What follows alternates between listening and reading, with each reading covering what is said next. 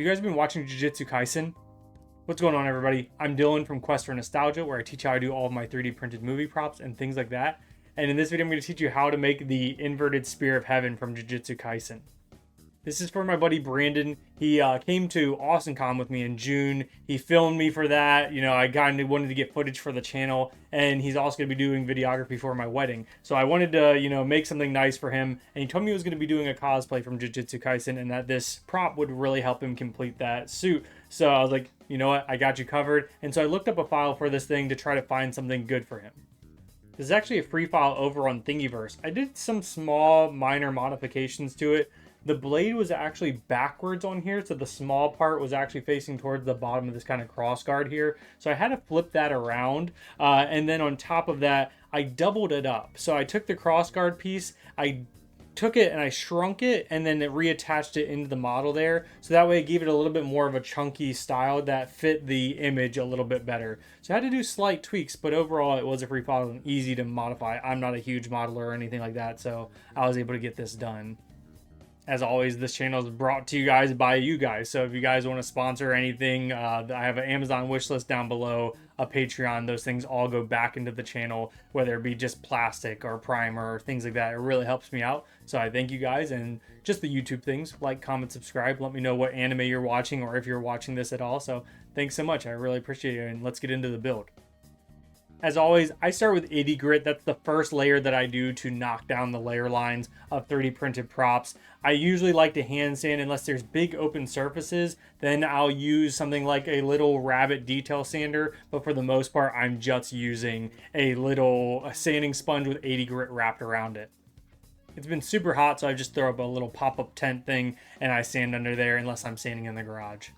As you've seen in my recent builds, I've been using U-pull glazing putty, but you can use any putty that you like to use, whether that's Bondo spot glazing putty or anything like that. I cut that in half with acetone, so I use 1-to-1 mixes of that. I put in a little tuna can, I mix it up, and then I brush paint that onto the model, so that way it goes on nice and thin, it dries nicely, and it just kind of levels out the surface. It just kind of goes into those small imperfections there, and it gives me a really nice base.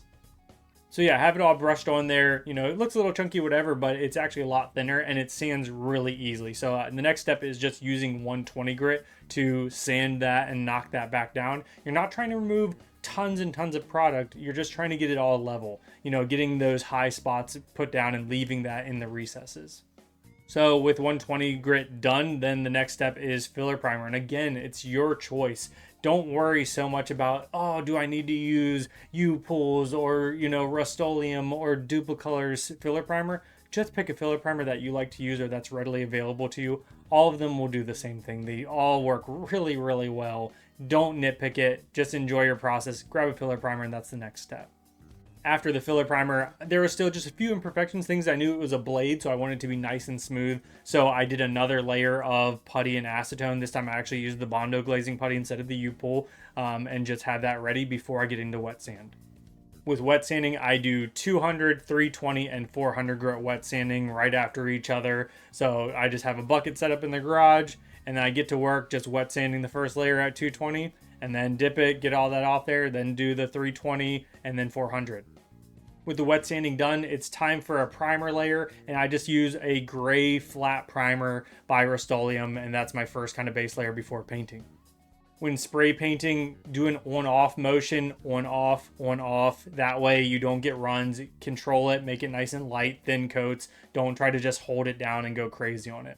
So the first color getting sprayed onto this thing, I did the blade first where I painted the silver. I ended up going with a Krylon gunmetal here. I liked that kind of dark, more, I don't know, it's a really nice finish to this. I did this on my Buster sword for pieces like the crossguard, and I just ended up liking the darker color with this blade rather than the kind of shiny metal that I usually do with the Power Ranger mouthpieces. So I went with a darker color.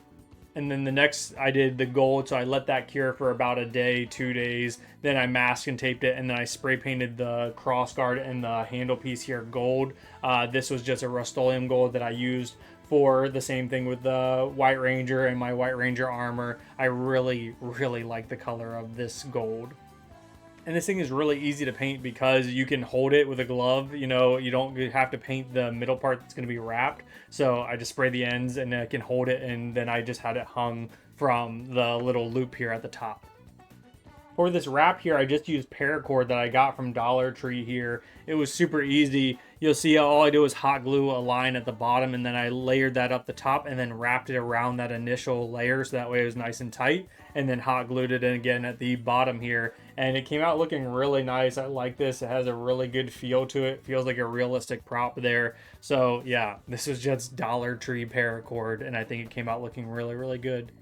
And that's it. That's the inverted spear of heaven from Jujutsu Kaisen. So yeah, I hope you guys enjoy this. I haven't done many anime props, so it's pretty fun to actually have one done there. Definitely a lot of things from anime that I'd love to make. You know, the endless backlog of 3D printing. But thanks so much for watching this video. Drop a comment down below if you've been watching that season, or if you have any other anime recommendations down below. Would love to hear from you. As always, if you made it to the end of the video, you're the backbone of the channel. It really helps me out for you to make it to the end. Like, comment, subscribe, all the YouTube things. And yeah, let me know what you think. I love you guys, and I'll catch you in the next one. Peace.